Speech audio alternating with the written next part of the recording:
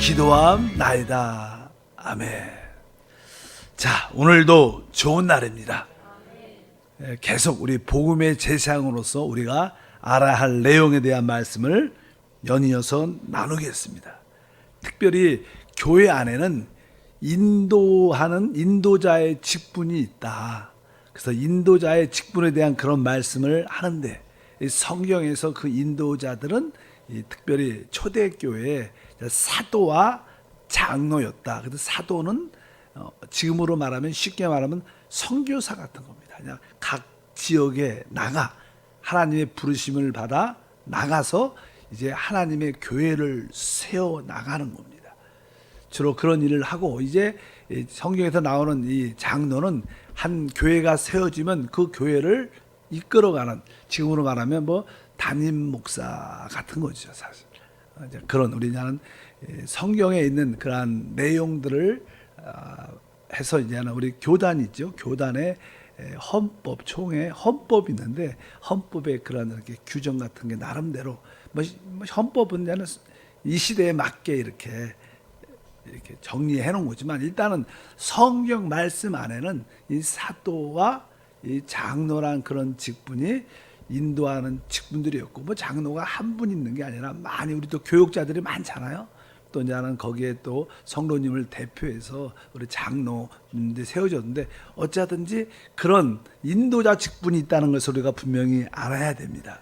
그래서 특별히 인도하는 자들에게 이렇게 잘 따르라는 그런 말씀을 가지고 있습니다. 그래서 이 교회 안에서 인도 직분들의 특징은 뭐냐면, 성도들을 잘 가르치는 거죠. 그래서 디모데전서 5장 17절에 보니까, 잘 다스리는 장로들은 배나 존경할 자로 알되 말씀과 가르침에 수고하는 이들에게 더욱 그리할 것이니라. 이렇게 말씀과 가르침에 수고하는 이들에게 이렇게 말씀을 합니다.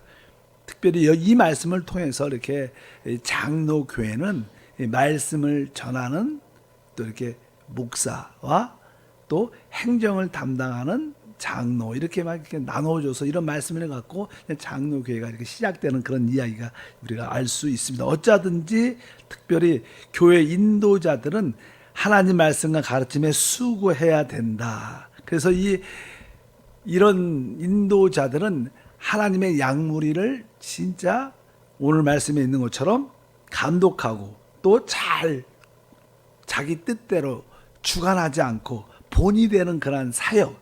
그래서 베드로전서 5장 2절부터 읽어보니까, 너희 중에 있는 하나님의 양무리를 치되 억지로 하지 말고 하나님의 뜻을 따라 자원함으로 하며, 더러운 이득을 위하여 하지 말고 기꺼이 하며, 맡은 자들에게 주장하는 자세를 하지 말고 양무리의 본이 되라. 그러니까 이 교회 인도자들, 이 교육자들, 뭐 장로님들은 어쩌든지 양무리 중에서 양을 이끌어가는, 또 인도하는 직분인 것을 우리가 분명히 알아야 됩니다. 우리가 교회 청소다, 어떤 행사가 있다, 사역을 한다 그러면 그들이 앞장서서 모든 성도들이 잘 따라올 수 있도록, 이게 앞장서고 인도하는 의무지 막 시키는 그런 뜻이 아니라는 것입니다. 그래서 어쩌든지 우리 교회 교육자와 이 장로님들은 성도들의 모든 일에 앞장 솔선수범해서 교회를 이끌어가는 그런 모습을 가져야 될 것이고, 또 일반적으로 성도들은 그러한 교회 인도자들, 이 교육자들을 잘 이렇게 귀하게 여기는 그런 마음이 있어야 된다. 데살로니가 전서 5장 12절을 보니까, 형제들아 우리가 너에게 구하노니 너희 가운데 수고하고 주 안에서 너희를 다스리며 권한 자들을 너희가 알고, 이것은 너희가 안다는 것은 그들을 존경하고 잘 알고 있어야 된다, 이런 뜻을 포함하고 있습니다. 뭐 지금 새벽에 우리 목사님은 왜 이런 이렇게 행정적인 이런 말씀을 전하, 이런 생각을 가질 수도 있을 거예요. 근데 난 문제가 많은데 어떻게 하면 문제가 응답되고 치유받고, 이런 뜻에 관심이 있을 수도 있죠. 그러나 사실 우리가 이 땅에서 주님을 섬기는 것은요, 그리스도의 몸을 세워가는 거예요. 그리스도가 우리 주님이 머리인데 머리만 달랑달랑 다니면 되겠어요? 이 몸이 있어야지 몸이 잘 이렇게 세워져서 하나님의 영광을 이 땅의 우주에 나타내서 그리스도의 교회를 세워나가는 것은 되게 중요합니다. 그럼 우리가 교회에 대한 올바른 인식과 믿음을 갖고 있어요. 그래서 여러분들이 이런 말씀을 잘 배워서 어쩌든지 내가 한 지체로서 그리스도의 몸을 잘 이루어 나가겠다. 우리 모든 사역자와 인도하는 자들과 하나 되고 연합돼서 그리스도 몸을 세워나갈 때 머리로부터 가지고 있는 그 놀라운 오직 능력이 우리 가운데 온 지체에 흘러 들어온다. 그래서 사실 이런 내용을 훨씬 더 잘 알아야 진정한 하나님의 축복을 받게 될 줄 믿습니다. 또 디모데전서 5장 17절에 잘 다스리는 장로들은 배나 존경할 자로 알되. 여기 보면은 존경한다는 뜻은요 다른 것이 아니라 우리가 존중한다, 귀하게 여긴다 이런 뜻도 있지만 이 안에는 이 교회의 어떠한 사역자들 인도하는 뭐 저 같은 경우 교회에서 성도들은 그들의 어느 물질적인 그 생활의 필요를 채워줘야 된다는 뜻도 갖고 있어요. 뭐 원래 이제 공경한다는 뜻이 그런 뜻도 있죠. 경외할 뿐만 아니라 그 필요를 공급해주는 이런 뜻이니까 항상 교회에서는 사실 저는 교회 안에는 교육자들이 전 시간적으로 주님을 섬기니까 뭐 그냥 어떤 자기의 직장이 없죠. 그러나 우리는 뭐요? 믿음으로 살지만 또 한편으로 뭐요? 생활의 필요가 있죠. 그래서 교회는 이 교육자들, 인도하는 자들의 그 생활의 필요를 공급해 주는 것을 확실하게 알고 있어야 된다.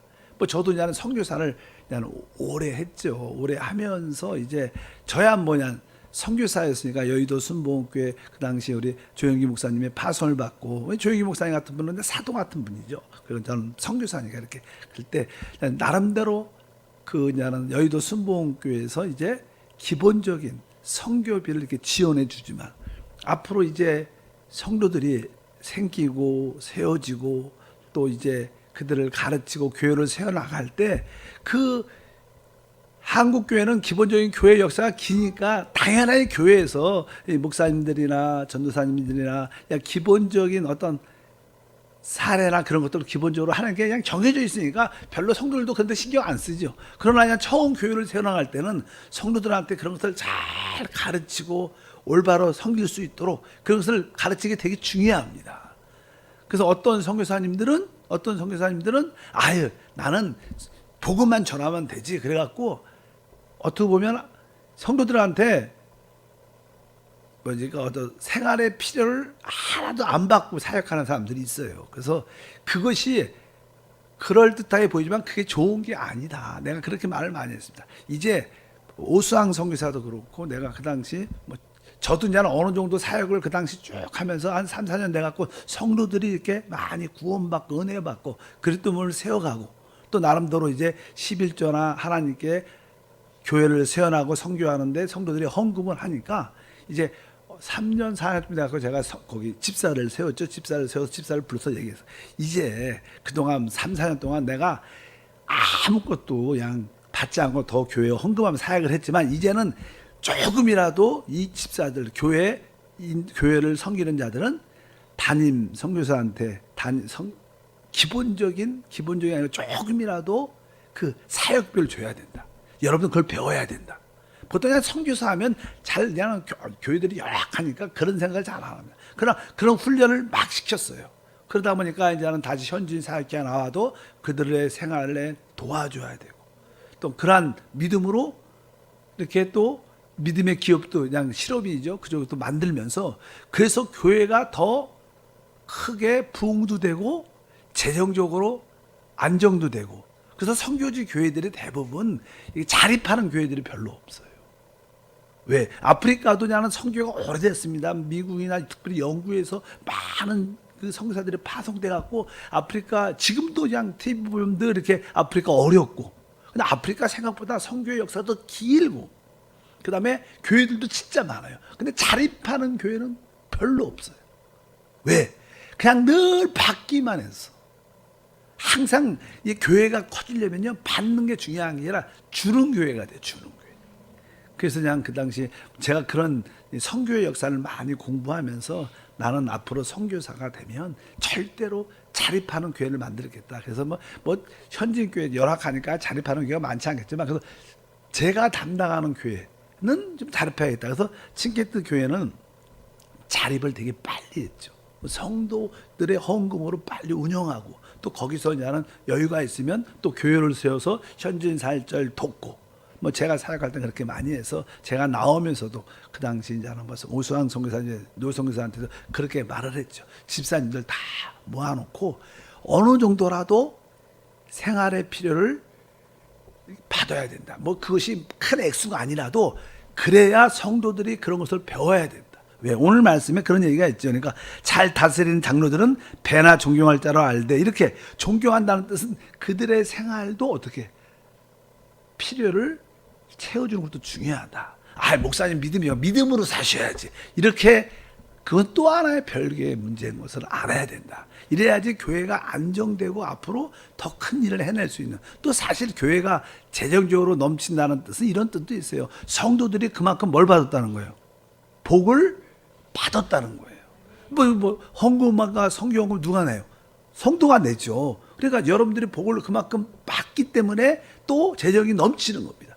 교회 재정이 넘친다는 것은 그런 뜻도 있기 때문에 그런 것을 우리는 교회 인도자들에 대한 그런 마음의 자세를 가져야 된다.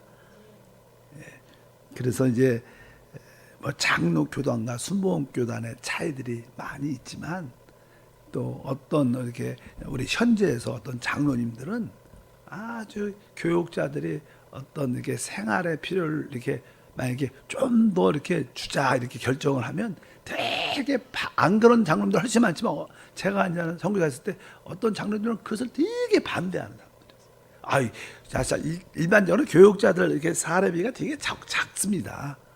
근데 좀 그래서 이 시대에 맞게 이렇게 하자 그러면 반대하는 그런 재직들이 이렇게 많아갖고 많은 교회가 어려움을 겪고, 그것이 계속 이렇게 악습으로 남아갖고 교회들이 어려운 교회들이 많고, 그래서 이런 얘기는 새벽부터 해서 좀 아마 우리 사역자들이 우리 나라에서도 가장 기본 최저의 그런 임금 있잖아요. 대부분 교육자들 대부분 다 거기에 걸려요.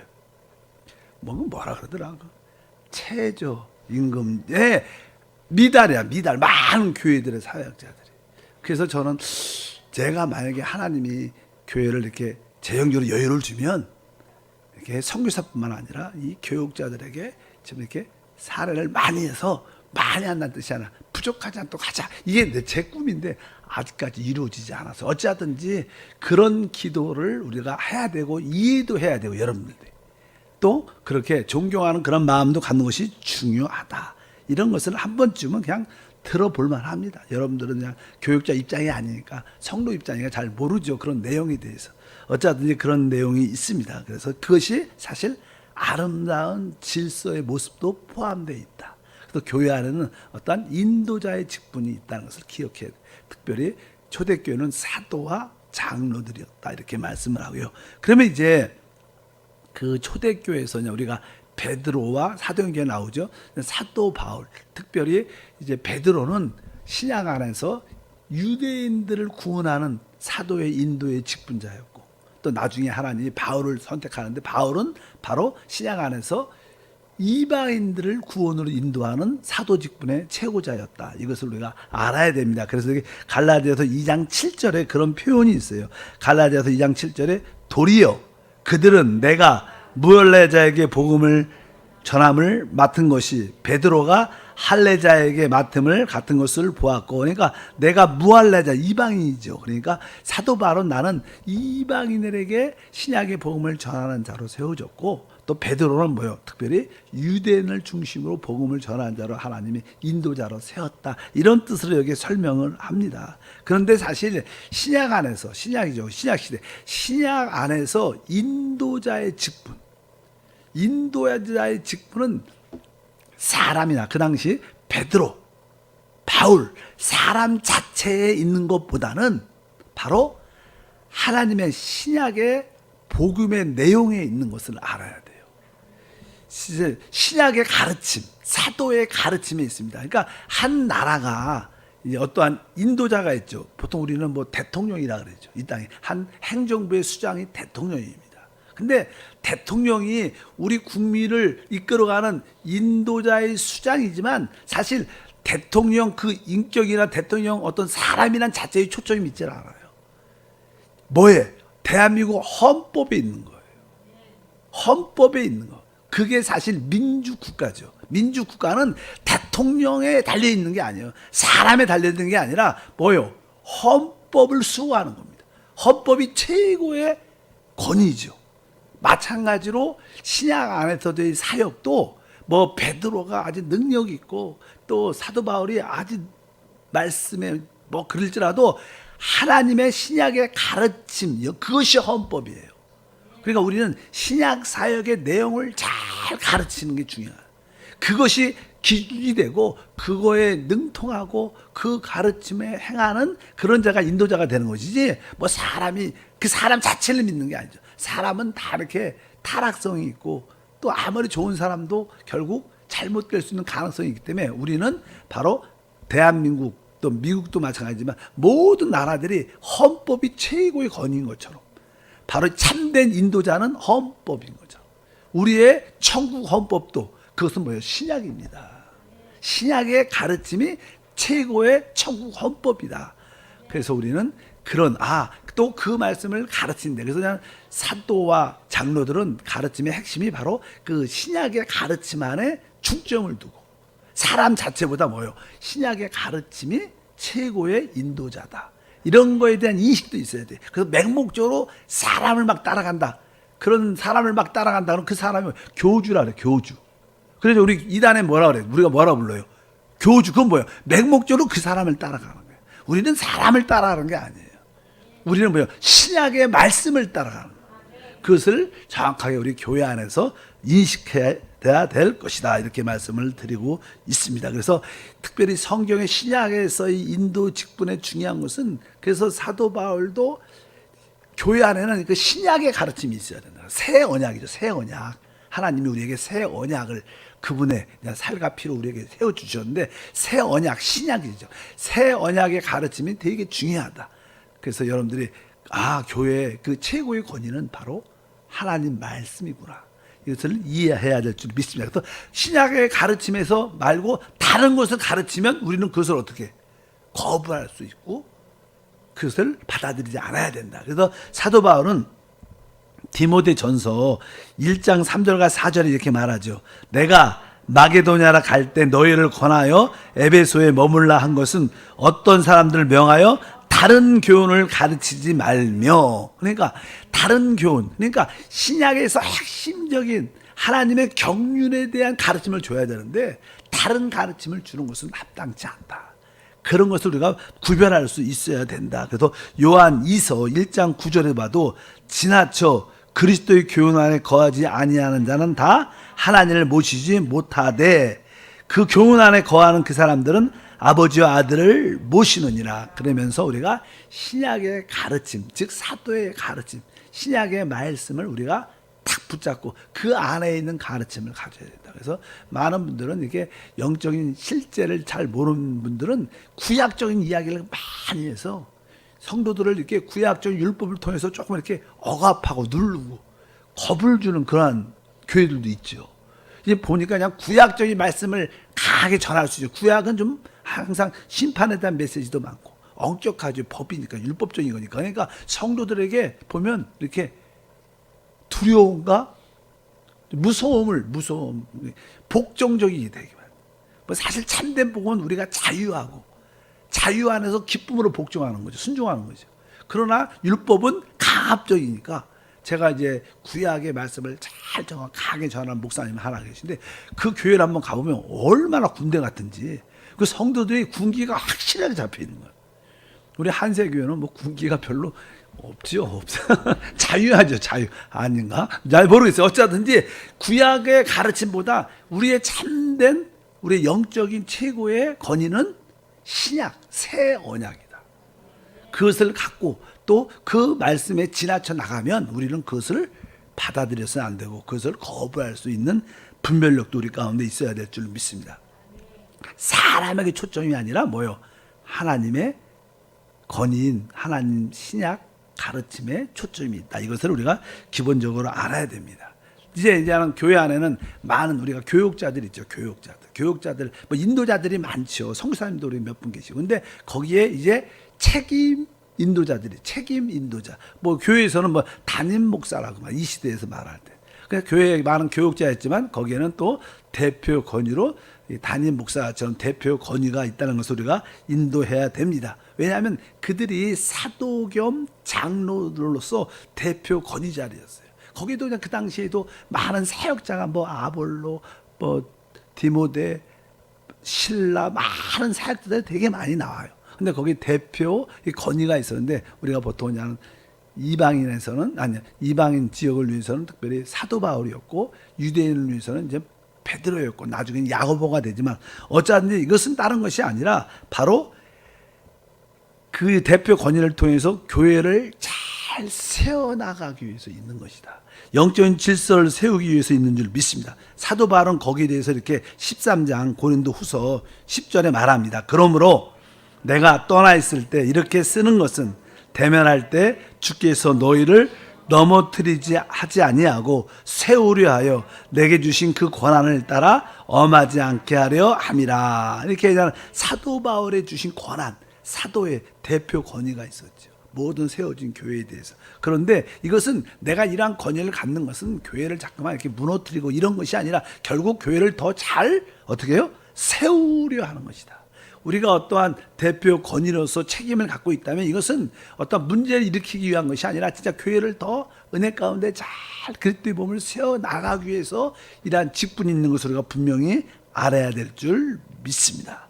그래서 항상 말했지만 우리가 이 대표 권위, 뭐 담임 목사의 최고의 권위는 무엇이냐? 그것은 그 사람에 있는 게 아니라 바로 그의 신약의 가르침 안에 있는 거예요. 신약의 메시지 안에 있을 때 그게 대표 권위가 세워지는 것이지 무조건 이렇게 투표해서 요즘의 시대를 그냥 우리 요한계시록 3장에 보면 라오디아 교회라 그래요. 라오디아 마지막 시대의 교회를 라오디아계는 이렇게 쉽게 말하면 이렇게 사람들이 선출해서 대표를 뽑는 거예요. 이 시대가 그냥 평등을 그렇게 강조하냐. 평등.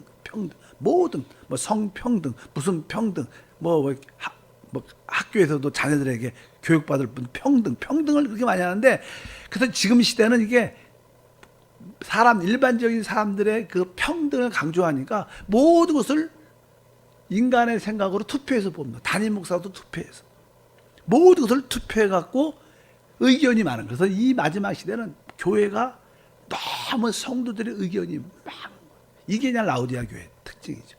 의견이 많은 것은 좋은 게 아닙니다. 결국 타락했다는 거죠. 어쩐지 우리는 진짜 하나님 말씀이 우리의 의견이 돼야 된다.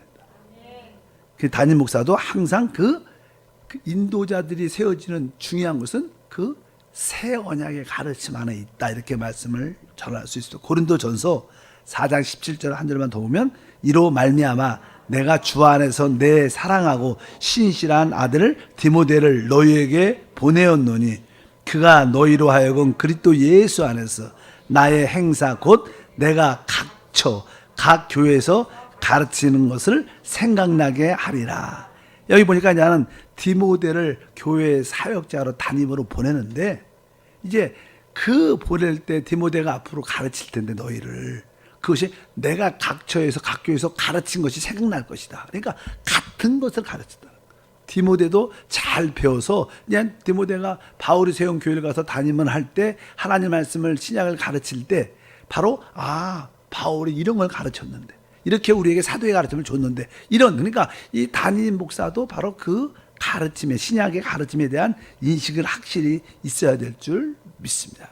그래서 다시 한번 내일 말씀을 나누겠지만 어쩌든지 신약의 인도하는 직분이 되게 중요하고 인도하는 직분은 사람한테 있는 게 아니라 바로 하나님의 말씀, 새 언약, 신약 안에 있다. 그래서 사도의 가르침을 그것을 우리가 사도들이 가르쳐 사도의 가르침. 신약의 모든 내용을 뭐라 그래요? 사도의 가르침이라 그래요. 구약을 전한 게 아니죠. 예수님께서 자녀들에게 가르친 그것을 가르친 겁니다. 신약은 그 이야기니까. 그래서 어쩌든지 여러분도 말씀에 권위를 두고 또 서로를 말씀 안에서 서로 세워나가는 놀라운 은혜가 있기를 바라겠습니다. 하나님 아버지 감사합니다. 우리 한세교회가 우리 모든 사역자와 성도들과 함께 그리스도의 몸을 세워나가게 하사 하나님을 간증하고 나타내며 이 땅에 주의 통치를 가져오게 하옵소서. 주 예수 이름으로 기도함나이다. 아멘. 하늘에 계신